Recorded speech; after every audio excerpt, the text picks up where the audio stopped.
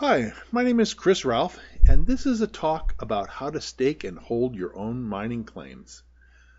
Look, this is an unusual thing that a lot of people don't know about, but you can acquire the mineral rights to minerals on federal lands, including gold and silver, gemstones, and more, just by following a fairly simple procedure and by filing some paperwork and paying some fees. You can own your own mining claim. Now, I'm telling you that some people have made millions of dollars doing that, and I'm not exaggerated, many millions. I myself have made more than $100,000. So this is not something to sneeze at and just ignore. It's actually a real deal and worth investigating. Now I'm going to talk to you about how to stake a claim under the U.S. mining claim law, but literally this is a topic that people specialize. There's lawyers that specialize in mining claim law, and I can't cover everything in this short presentation. This is an introduction, and we'll talk about the basics. It'll give you a good framework for understanding how you can go out and stake your own mining claim. But this short video will not tell you everything you need to know. It'll just tell you the basics. And during the video, I will give you access, or point out to you two different documents that you can read that will help you learn more. And if you read and study these two documents, then you'll know everything you need to know to go out and stake a mining claim. Eventually, I'm going to go out and do a part 2 of this video out in the field, showing me out staking mining claims and giving some just field direction. But if you read the two documents I'm going to give you the names of, and you look them up and download them and read them and study them, you'll know what you need to know to go out and stake your own mining claim. Now, you have many rights and opportunities under this law. And like I say, that you need to know more, because what you don't know can't hurt you. You can literally get yourself in a situation where you found something really great and you staked a mining claim, but you didn't do it right, and somebody comes in and takes your claim away from you because you didn't follow the correct procedure.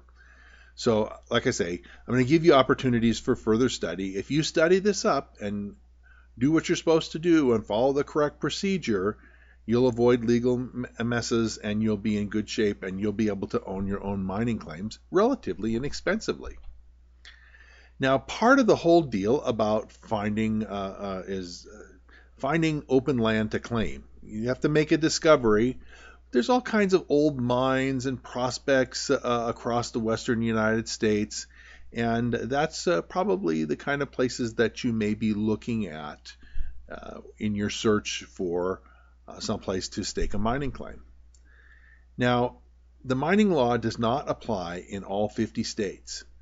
It was written in 1872 as a law that states could adopt voluntarily, and pretty much all the western states adopted it. A few other ones, Florida has it and a couple others. There's reasons for those. But you have to be in a state that adopted the law, so it has mining claim statutes, and you have to choose claimable federal land. Now, that normally includes land that's governed by the Bureau of Land Management, the BLM, or the Forest Service. You obviously, even in a state that has the mining laws, you can't stake a claim on a military base or in a national park or in a wilderness. You can't do that. It has to be claimable land, which is mostly the BLM and the Forest Service. Now, you can't stake, the other thing you can't stake is you can't stake claims on private land or state property. Private land is not open to claim.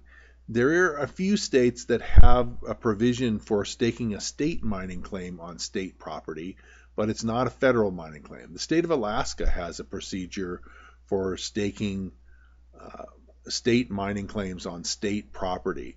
But that's a whole separate thing, and I'm not going to get into that, but to just be aware that Alaska has that procedure. But it also has federal land, and so there are federal claims, which is what we're talking about, on federal land in Alaska. You can't stake a claim on top of something that's already claimed by another person. If they already have the mineral rights, you can't stake a new claim and take it away from them. It has to be land with mineral value. You just can't stake a claim on some, dry lake bed or something with no value. It has to be something that has mineral potential. Now, there are actually dry lake beds that have mineral potential. One of the things is lithium, which is used in lithium batteries. Now, locatable minerals, not everything is locatable. You can locate deposits of gold or silver, copper, lithium, as I mentioned, gemstones, but you can't locate a claim on coal or sand or clay or gravel, stone or aggregate, that sort of thing. Those are leasable minerals and not subject to this procedure. Now, a claim entitles you to mineral rights, so it doesn't entitle you to use it like private property, so you can't go out and stake a mining claim for the purpose of building a recreational cabin. You might have been able to get away with that 80 or 100 years ago, but not today. You must allow multiple uses, so if you stake a claim and there's a river or stream running through it, you'll have to allow fishermen and hikers and hunters, etc., to go across your claim and to use your claim for camping and other things. It only entitles you, like I say, to the mineral rights. It doesn't entitle you to do other things, just things related to minerals and extracting minerals. Now, permits are required if you're going to actually do serious extraction. If you're going to come in with bulldozers or backhoes or build some temporary building there, there's permits that you can get, but they may or may not be very easy for you to acquire. But anyway, it can be done. Casual use is allowed, which includes metal detectors or panning and sluicing, digging with hand tools, that sort of thing. Exploring around, taking samples.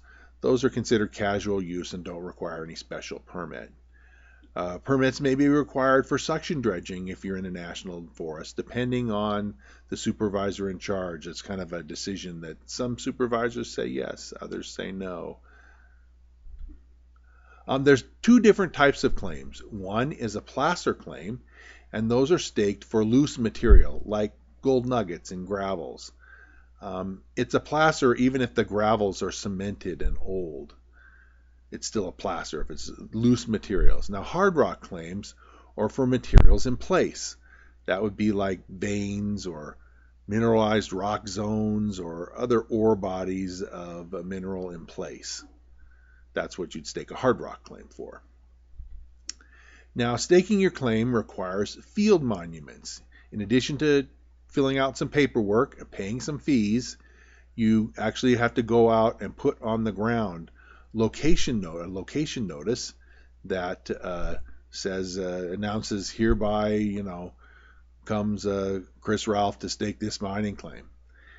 And in Nevada, you're allowed 60 days after staking that initial location monument to get up all the corners. And you stake corners at the corner of each claim. And here this image shows like the west corner of Bob number 1 and the south corner of Bob number 2. That's wooden posts are a very common way to monument a claim. But you can use piles of boulders as shown in the illustration. And someplace they allow you to do blazed tree trunks, where you actually cut down a small tree and mark it in the bark or in the wood of the tree. This is uncommon except for in a few places, and I don't recommend it. Mostly wood is the way to go.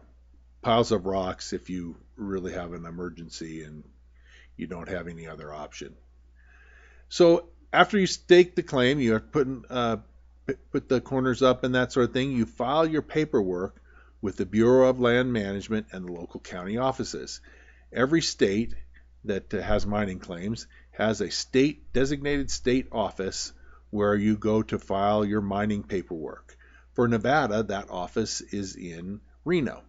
For the state of California, that office is in Sacramento. So you'd go there for those states, or you can mail it. You don't have to go in person. And then you also have to file at the local county office, whatever county that you're in. The county recorder will take mining paperwork and charge you a fee there as well. There's slight variations in the rules from state to state, and if you're going to stake in a certain state, you should know the slight variations, but they're mostly the same. What I'm going to tell you today is the general rule in a lot of states. So in Nevada, here's a legal claim stake out in the field. Now, PVC pipe was once allowed and once very commonly used because PVC pipe is easily visible and it's light and can be carried all around. But they found that it had hazards. They actually killing birds would fly into the PVC pipes. So they have gone to these wooden posts. They're inch and a half by inch and a half, but actually when it's finished wood, it's inch and a quarter by inch and a quarter.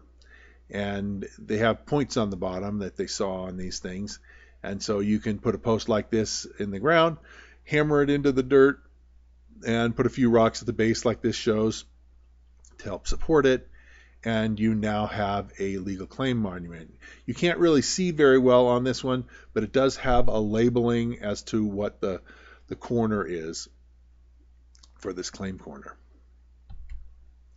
Another claim monument I mentioned is a stack of rocks. Here's an old claim monument. This is actually from the early 1900s, where some prospectors stacked up a monument for a mining claim and got it going out there. That was their monument for their claim. So here's a little bit about, say, laying out a hard rock claim. You can see the black dots are the corners that you would lay out, and the discovery monument, it doesn't have to be right in the middle like the black X on this one. You can put it closer to the end lines. It's very normal for it to be close to one end line or the other, and you basically say in your paperwork that it's 50 or 100 feet from the end line, wherever you place it, and then how many feet in which direction that you claim for your mining claim. You can also take a placer claim according to the federal survey. There's actually a survey that the federal government did of essentially all the land in the United States. And it is actually this federal survey that most private property is tied into. So, if your house is in a certain city, in a certain town, if you were to look at the legal survey of your property, it would state how big the property was, but eventually it would tie that location into this federal survey. So it would say so many feet from such and such a monument corner of the federal survey at such and such a place. We're going to talk more about this federal survey and how to locate something in it, because it's critical to checking the BLM's records. All the BLM's records of what claims are currently in existence and currently valid is using this survey method. And like you say, it's labeled at the top of this. It says Mount Diablo Meridian, so we're going to talk about the meridians and baselines. And then it says T10S R21E Section 20. So T10S is for Township 10 South, R is for Range 21 East, and then Section 20. We're going to talk about that in detail. I'll show you some maps, and you'll get the basics of what this federal survey looks like. But back to staking your claim, you're going to have to put your claim notice that says you so-and-so hereby claim this land. We're going to talk about the paperwork in a minute, but you have to enclose it on your claim notice. And here's some various ways of doing it. I've seen a lot of glass jars. The problem with glass jars is if the post falls over and the glass jar breaks, there's no repairing the glass jar. And you may not know, and your paperwork may sit out in the desert or the forest and rot away if you don't see it. So cans, I don't know, I've seen many like that. The plastic wrap in a drilled hole, I've seen very few. Usually a lot more common today is small plastic canisters, little small plastic bottles that stand up pretty well in the sunlight and can be opened, and someone can look at your paperwork and put it back in the bottle and reseal the bottle and leave your paperwork the way it's supposed to be left. This folded aluminum envelope type of thing, I've used that and it works pretty good. I put my notice inside the folded aluminum envelope, then also within that aluminum inside a Ziploc bag so that it's protected from the rain. And then, of course, with your pile of rocks, you can put a bottle or something inside the pile of rocks. Now, finally, with the BLM and the county, I mentioned that every state has its main BLM office. You have to file certain info about the claim, which includes its location, its owners, what kind of claim it is, like Hardrock or Placer, and other things with the BLM within 90 days of when you locate your claim. And when you go to the BLM, you must pay their fees, and it's not cheap, but it's not super expensive. You have to file and pay fees at the local county recorder also, and you must pay their fees. The total fees vary from state to state, but it's often in the ballpark of about $230 to $250 per claim. So that gives you a feel. And the claim is normally about 20 acres. So $250 for 20 acres. A lot of times people stake multiple claims, so that can add up. So here's a claim map. It's just a generalized example that they did for a book that I'm going to show you in a second. It shows the Bob number 1, 2, and 3 claims. There's an arrow on the left-hand side that ties it into the federal survey, the township and range and sections, and it shows where it is, and then it says on the bottom there that it's when it was located, and it was located by G.W. Snow and his address in Fallon, and where the claims are located themselves. So this is an example, and honestly, an average guy or man or woman could do something like this easily enough. It takes a little concentration, a little thought, but it's really not that hard. Now, a lot of times there's more than one claim in an area, and you have to deal with overlapping existing claims. And in the case of overlapping claims, the older claims always get the rights. You can't stake a claim over somebody else's claim and acquire their rights that way. Now, in this one, claims A, B, C, D, and E are the younger claims. And what they're showing in this illustration, that the location monument on claim A is actually on somebody else's claim, so that claim is invalid because your location monument is actually on somebody else's claim. On claims C and B, the location monument is not on the older claim, but so those claims are valid, but only for the part that's not overlapping. So the stippled part of B and C are valid. And then D and E are valid, but they're noting that E is not actually contiguous with A, B, C, and D. Now, sometimes claimed locations can be really complex. This was a rich mining district in the early 1900s in Nevada called Goldfield. There's still a little town there. There's still some residents out there. And as you can see from all these different claims, they all overlap and they're all just, hodgepodge together. And sometimes that's how it is. But mostly when I'm staking claims, I'm out in areas where there's not a huge amount of overlap, maybe a little bit. This is just an example of how bad it can be. So keeping your claim valid. Once you've staked your claim, it's not just good forever. Mining claims are good for 1 year at a time. And you must file paperwork and fees each year or your claim will expire. And actually that's how a lot of good claims are acquired, because the BLM has a list of claims that are valid and people go through and check, and if some good claims have expired, if the owners let them go, then other people will come in and stake and acquire those mining rights, acquire the mineral rights that were on those claims, because the people have not done their annual work and have let the claims go. Annual fees must be paid to the BLM unless you use the small miner exemption. There's actually a federal law that says that people who have less than 10 claims, 10 or fewer actually, can apply for this exemption, and your fees are much, much less. The exemption requires that assessment work, you still have to file assessment work paperwork, and you must file this with both the BLM and local county. So even though the dollar fees are much smaller, you still have to do your paperwork. It doesn't exempt you from your annual paperwork. Now, part of the annual work that you have to do is actually out there on the claim. You have to do a certain amount of labor or have somebody perform the labor for you. You can contract it out and pay somebody in order to develop the claim for future mining efforts. You can't just have the claim and then do nothing with it. You're supposed to actually go out there and do a certain amount of work.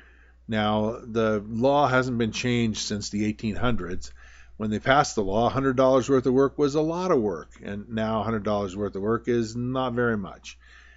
But you have to do that for each individual claim that you hold. Your assessment work can actually be any type of labor or improvement that will benefit the claim. It includes taking samples, mining some of the ore. Sometimes it can include road repair and things like that to improve accessibility. And so there's a lot of different things that can be done for assessment work. So the real key with this is finding something good to claim. Now, you have to be able to do research to determine if you find something you're interested in, you have to do research to determine if it's already got a claim on it or not. And the first step of finding out whether or not there's an existing claim there is to identify the location of where you are.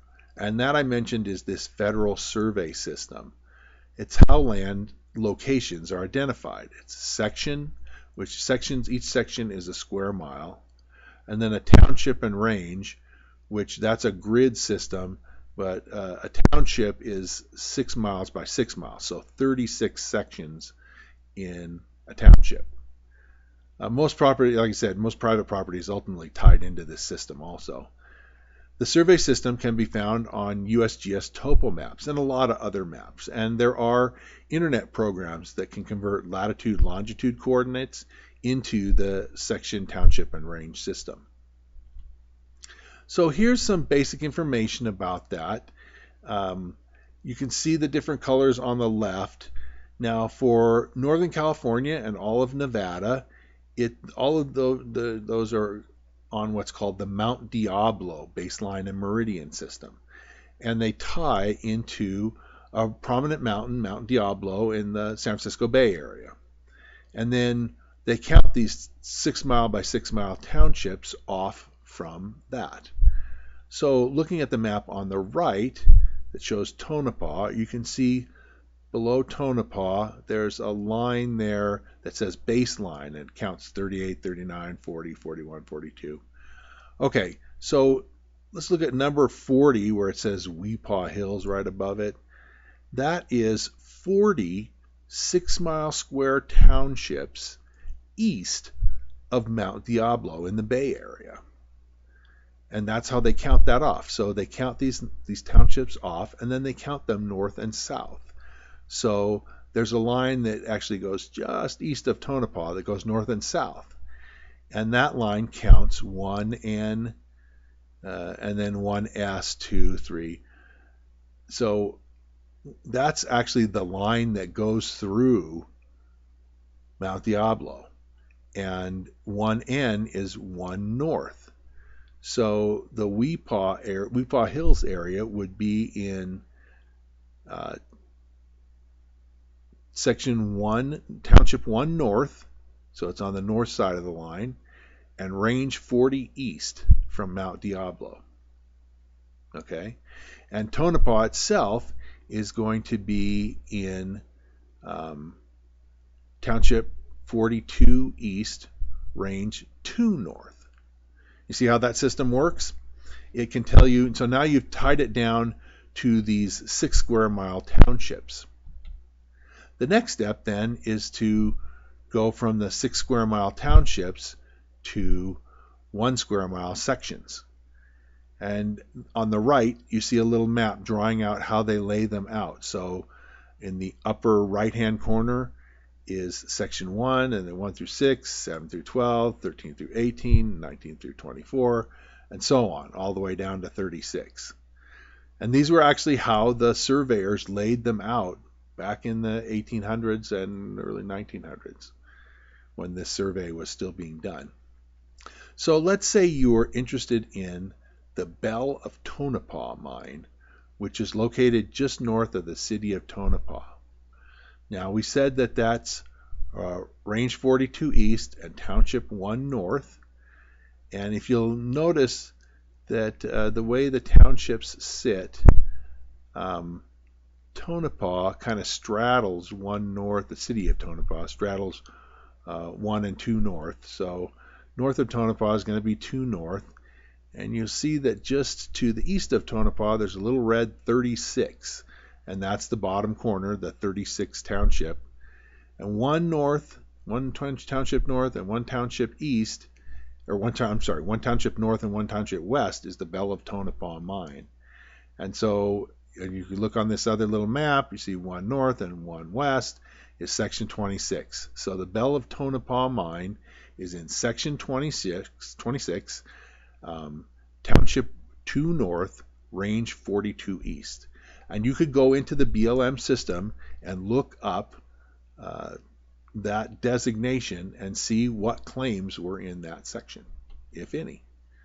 Here's a little closer in mine, or a little closer in map, and it shows you can see actually 36, 25, and then section 26, and the Bell of Tonopah mine, which is just a little bit south and east of the red 26 number.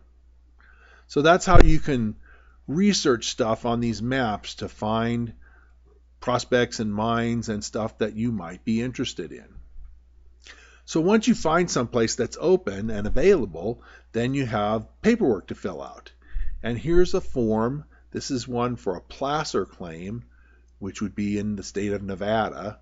And you'd fill out all the lines. You know, it requires you to know the section and township and name and address of the locator and where the markings are and that sort of thing. Forms like this are available on the internet for various states. This particular one just happens to be for Nevada. You would put a copy of this document in your location. This would go out in your location monument, and then you would file another copy with the BLM and another copy with the local county. And then you would do your annual assessment work every year and file the necessary paperwork on time. And you could keep your mining claim for as long as you wanted. As long as you do your annual work every year, it's good for 1 more year, then you do it again and it's good for another year. So do your homework. Like I say, this is not a complete everything you ever needed to know about mining claims. It's just an introduction. And the full details and rules for staking mining claims is just too much for a presentation like this. However, there are some easy to read pamphlets, and they're listed here below, and they give you information on mining claims. And if you read them and study them and learn what they say, you will need to, together with this video, you'll know everything you need to know about how to go out and stake your own mining claim. The Nevada Bureau of Mines and Geology published Mining Claim Procedures for Nevada Prospectors and Miners. That's their special publication number 6. But it's available for free online. And then the BLM also has a similar pamphlet covering some other things, but also the same topic, Mining Claims and Sites on Federal Lands. Like I say, you can look these up online and download them and read them and study. Do it right and you'll be fine. If you don't obey the rules, then your claim isn't necessarily valid. It's good for a year, and if you don't remember to do your paperwork at the end of the year, that's how claims expire. And people do make money off of checking to see if good claims that some people own somehow come open, and they'll go out and stake mining claims on the now open property and try to sell them. If you miss the deadlines, your claim is no good. There's not, oops, I'm sorry, or I'll give you the money next Tuesday because I don't have it today. No, this doesn't matter. If you miss the deadline, your claim is gone. It's no longer valid. You have to start from square one. You can start from square one and restake your claim. And if you beat everybody else out and you're the first person to notice that the claim was not valid, then sure, you can restake your mining claim. But actually the fees are higher to restake. It's cheaper to just maintain it. Now I mentioned here Coeur Rochester Mining. It's part of Coeur Mining. There's a big mining company with many hundreds of employees, and they had a mine in Nevada where they have some claims that are called patented, where they actually own the private property rights of the claim, so it's no longer federal land. But they had a whole bunch of claims, literally hundreds, that were unpatented mining claims like we've been talking about today. And through a mistake, somebody that left the company and nobody that followed up on the guy that left the company to figure out what he was doing, they let all their claims go, all their unpatented mining claims. And another mining company noticed this and went out and staked all those claims back up and claimed it for themselves. Well, the second mining company was able to charge Coeur, because Coeur wanted the property back, and so they sold their newly staked mining claims back to Coeur. They made something over $20 million doing that. So it's a very substantial amount. Like I say, people make huge amounts of money doing this. So like I say, if you miss the deadline, you must start at square one and refile. Staking your own claim is not the easiest thing you've ever done, but it's not that hard. It really isn't. An average person can do it. I've made many thousands of dollars staking and selling them to mining companies. You can too. You just need to be creative. Be aware of buying claims. There are people who buy claims and sell claims to individuals. I sell them to mining companies, and the mining companies, they know what they're doing. They know how to evaluate a claim. But a lot of times there are people who buy or stake claims and then sell them to newbies that are unaware of what's going on and don't really know enough to evaluate a claim, and they get scammed. These scammers do exist. So if you're buying, evaluate the claim very carefully before you buy. Better to stake your own claim, I think, in my opinion anyway. So go out there and get started. Hey, you can get the rights to gemstones, gold, or whatever other minerals. You have an amazing opportunity as a U.S. citizen to stake your own mining claim on federal lands and acquire mineral rights for a relatively small amount of fees. For a few $100s, you can share in the wealth of the United States. Here's some gold that came off of mining claims. And to the right is gemstones that were done off of mining claims. It's worth doing, so I suggest you look into it. Now, if you want some more information about how to stake your claim, another source of information is my book. I have a book on prospecting and how to find gold, and basically it's an encyclopedia of everything you need to know about digging your own gold. Panning, sluicing, nugget detecting with a metal detector, dry washing, gold geology, reading maps, all this kind of stuff. It's all in my book. The book is over 350 pages. It's like I say, it's an encyclopedia of gold prospecting, and it's available on Amazon. Just go to Amazon and put in Fistful of Gold by Chris Ralph, and I guarantee it'll come up. Also, I have a website, and for more information on gold and gemstones, you can check out my website. And that's at NevadaOutbackGems.com, chrisprospect.htm. That's the URL for it. And there's gobs of information, just many, many hundreds of pages of stuff, of adventures and that sort of thing. And so I think you'd enjoy that as well. And so if you like this presentation and you want to learn more about finding your own gold or staking your own mining claim, that sort of thing, I've got more gold, silver, and gemstone videos coming. We're going to have both these slide presentations and then live action videos in the field. So click the subscribe button and then click the notification bell, and YouTube will let you know when I publish new stuff. Hit the like button too, and feel free to comment or ask questions in the space down below. So thanks a lot, and best of luck to you in all your prospecting adventures.